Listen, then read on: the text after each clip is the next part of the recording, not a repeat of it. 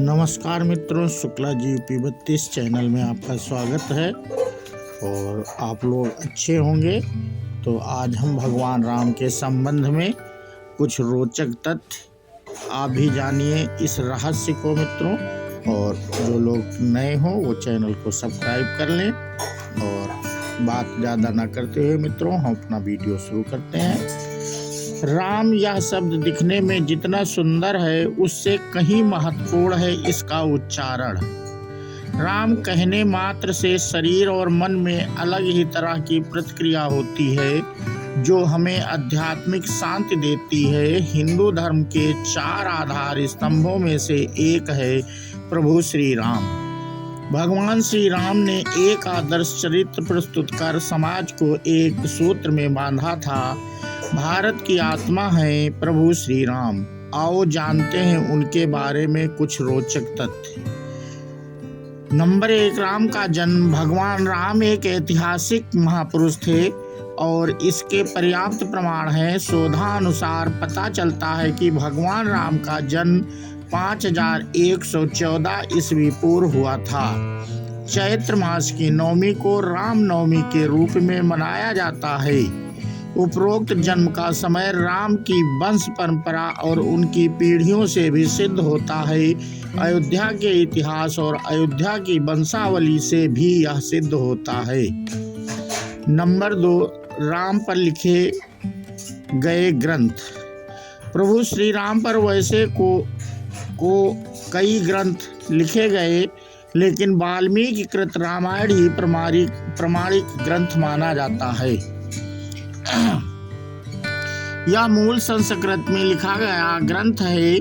तमिल भाषा में कंबन रामायण, असम में असमी रामायण, उड़िया में बिलंका रामायण, कन्नड़ में पंप रामायण, कश्मीर में कश्मीरी रामायण, बंगाली में रामायण पांचाली, मराठी में भावार्थ रामायण आदि भारतीय भाषाओं में प्राचीन काल से ही रामायण लिखी गई हैं। नंबर 3, गौतम बुद्ध के पूर्वज राम। वैवस्वत मनु के 10 पुत्र थे। उनमें से एक इक्ष्वाकु के कुल में रघु हुए, रघु के कुल में राम हुए, राम के पुत्र कुश हुए, कुश की 50वीं पीढ़ी में शैल्य हुए जो महाभारत के काल में कौरवों की ओर से लड़े थे। शल्य की 25वीं पीढ़ी में सिद्धार्थ हुए जो शाक्य पुत्र शुद्धोधन के बेटे थे। इन्हीं का नाम आगे चलकर गौतम बुद्ध हुआ। यह नेपाल के लुम्बिनी में रहते थे। सिद्धार्थ के बाद राहुल, प्रसेनजित, क्षुद्रक, कुलक, सुरथ, सुमित्र हुए। जयपुर राजघरा की महारानी पद्मिनी और उनके परिवार के लोग कि राम के पुत्र कुश के वंशज हैं।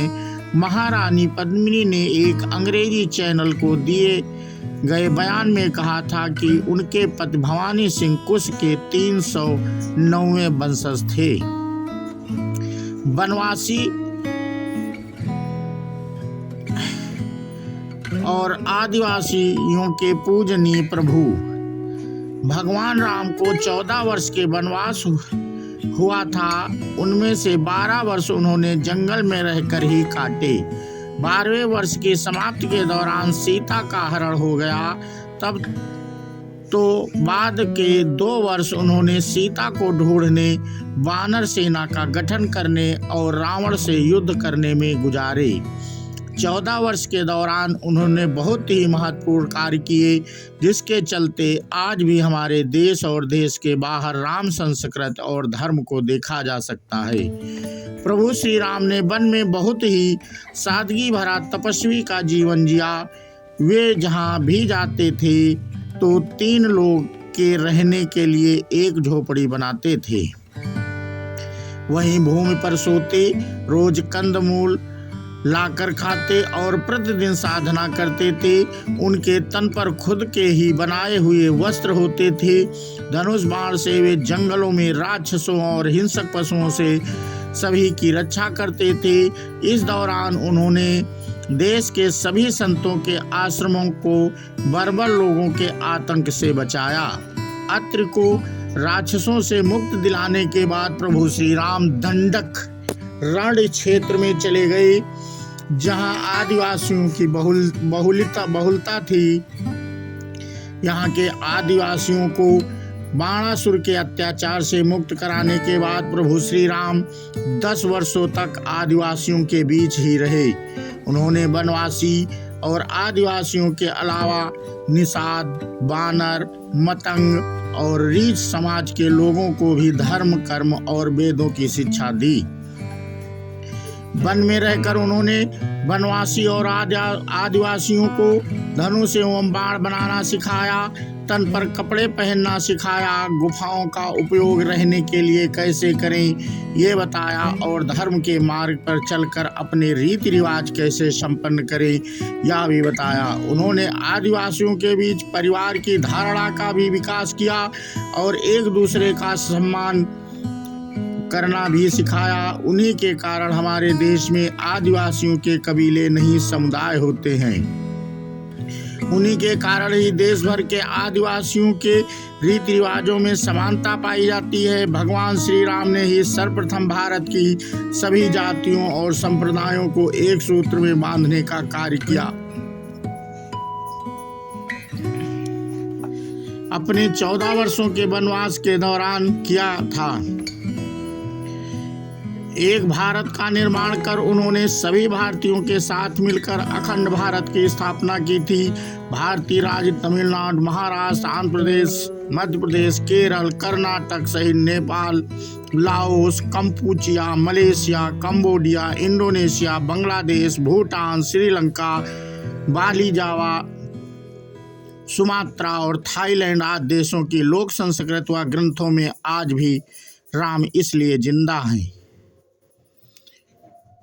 शिवलिंग और सेतु बनवाया। 14 वर्ष के वनवास में से अंतिम 2 वर्ष प्रभु श्री राम दंडक वन में के वन से निकलकर सीता माता की खोज में देश के अन्य जंगलों में भ्रमण करने लगे और वहां उनका सामना देश के अन्य कई जातियों और वनवासियों से हुआ।